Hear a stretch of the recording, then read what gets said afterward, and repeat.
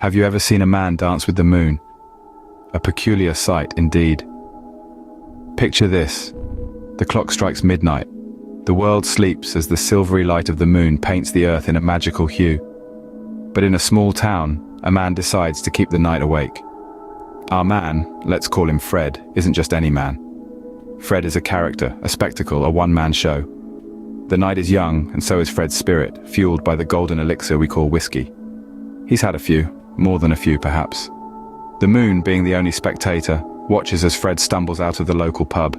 He sways, he staggers, he stumbles, but then he begins to dance. Not a waltz or a tango, but a dance that is distinctly Fred. An odd blend of jigs and shuffles, twirls and leaps. The rhythm, only Fred hears it.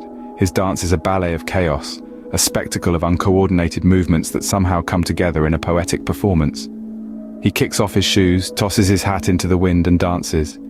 Dances with abandon, dances with joy, dances as if the world was his stage. Fred's dance with the moon goes on. The world continues to sleep, oblivious to the performance unfolding under the moonlight. Fred dances till the break of dawn, till the first rays of the sun start to peek over the horizon. And just as mysteriously as it began, the dance ends. Fred, breathless and exhilarated, takes a final bow to his lone spectator, the moon. He stumbles his way home, leaving behind a night that was anything but ordinary.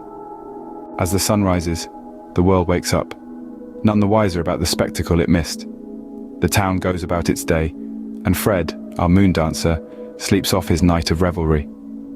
In the grand scheme of things, Fred's dance may seem insignificant, but for those few hours, under the moonlit sky, Fred was the star of his own show.